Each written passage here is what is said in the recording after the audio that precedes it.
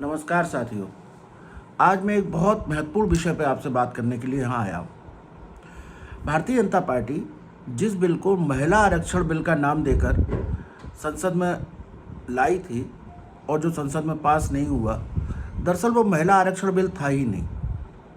महिला आरक्षण बिल तो 2023 में ही संसद के दोनों सदनों में सर्वसम्मति से पारित हो गया था। एक भी सांसद ने महिला आरक्षण बिल के खिलाफ वोट नहीं किया था। तो जो बिल पास हो चुका है संसद में, उसको दोबारा कैसे लाया जा सकता है?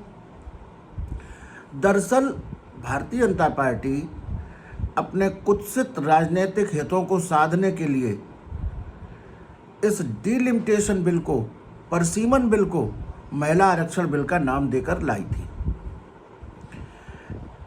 चूंकि ये परसीमन बिल था और परसीमन बिल के लिए जरूरी है कि पहले जनगणना हो। 2011 में देश में जनगणना हुई थी, 2021 में लंबित थी, आज तक नहीं कराई गई। तो पहले जनगणना हो तभी तो परसीमन हो सकता है।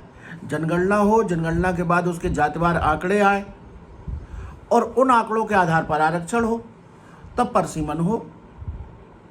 लेकिन भारतीय जनता पार्टी गलत तरह से अपने हिसाब से देश में परसीमन करवाने के लिए, अपने हिसाब से सीटें बनवाने के लिए, जिससे कि वो हमेशा सत्ता में बनी रहे, इस बिल को महिला आरक्षण बिल का नाम लेकर लाई थी।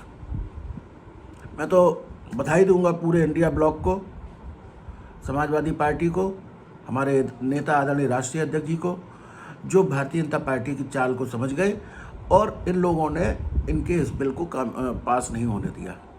आपने दरअसल देश में लोकतंत्र बचाया है। पूरा इंडिया ब्लॉक, पूरा विपक्ष बधाई का पात्र है। मैं बहुत बहुत बधाई दूंगा इंडिया ब्लॉक के सभी दलों को, जो भारतीय जनता पार्टी के कुत्सित इरादों को कामयाब नहीं होने दिया। अब भारतीय जनता पार्टी ने ये करना शुरू कर दिया है कि हम साहब देश भर में विरोध करेंगे। चलिए ठीक है, करिए विरोध, लेकिन विरोध की एक मर्यादा होना चाहिए।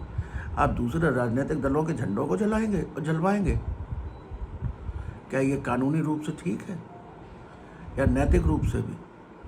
ये सवाल मैं आप पर ही छोड़ता हूँ। बहुत बहुत धन्यवाद।